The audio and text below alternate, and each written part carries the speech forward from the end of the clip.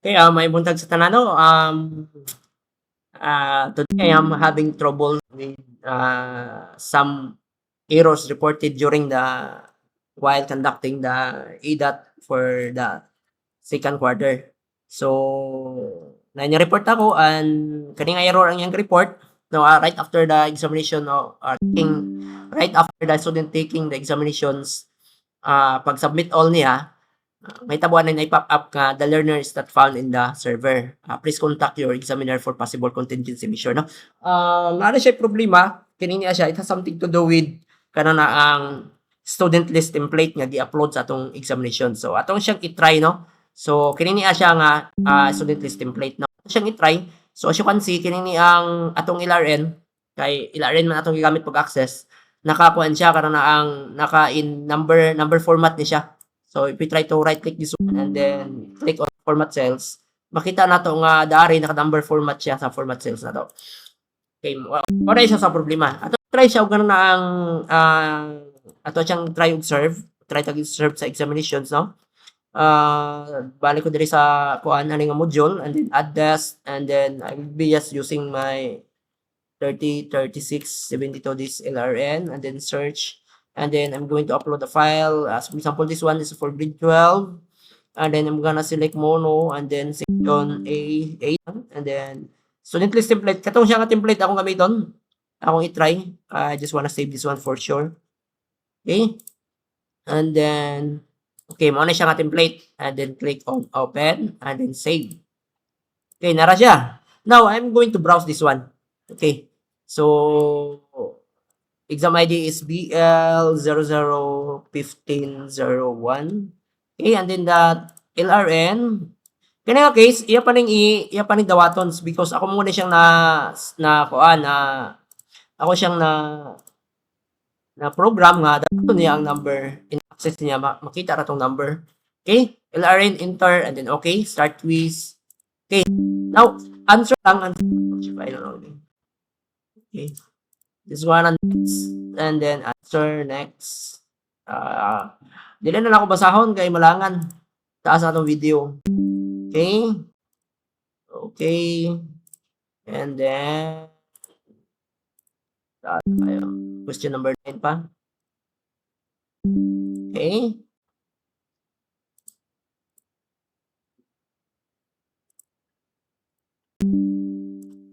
$40 16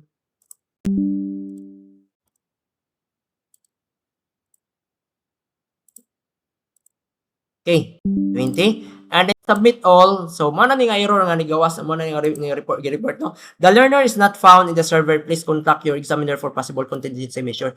And ang problema ni is wala tay contingency measure para ani. So ang atong mabuhat ani is we need to retake na lang, reserve the examination and then the students will retake the exam. I'm sorry for that. That's my lapse no. Anyway, wala mo gud siya gawas gud sa previous nga mga paggandak nato sa mga examinations. Maybe ang nahitabo ato is ang mga teachers nag-follow jud sila sa kanang ang katong sa tutorial dito nako on how to prepare the students list template no. So ang atong buhaton ani ato lang ni siyang i-try og butang og kanang single quotation sa pinakauna kini niya. Kining single quotation that one. Pwede ba nato ni one? Kini niya. Okay, enter. So as you can see ang atong LRN dari kini nga LRN, ibalik niya siya sa sa left side. So meaning naka-string na siya. So if you try to right click that one and then format cells. Okay, number gyapon siya pero basahon na niya as string gyapon. Kaya naman siya kana na ang single quotation. So butangon lang nato siya single quotation tanan. Okay. Single quotation. Okay. Sayop ni siya. Butangon nato siya. Okay. Single quotation para wala na siya problema. Okay, mao ra jud siyang solusyon, wala na jud lain.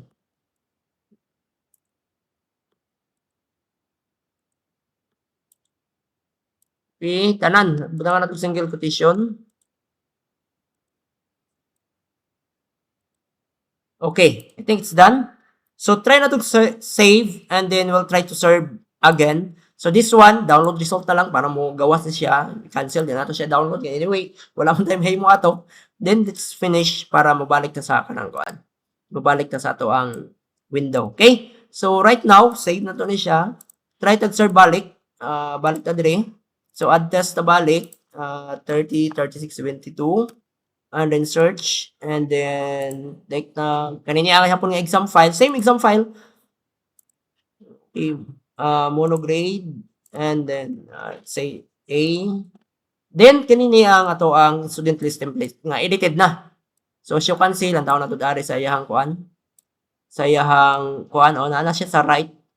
Na siya sa left side nakabutang. So okay na ni siya ni. And then let's try to click on save and then okay. So BL 1502. So let's try to browse that one.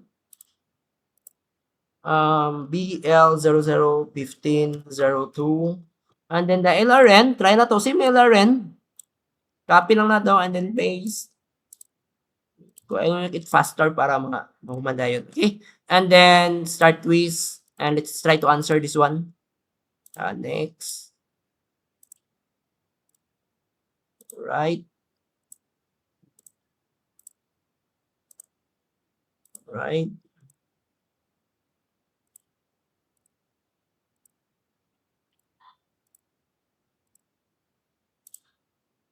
Okay. Question number 12, number 13, and then number 14, and number 15,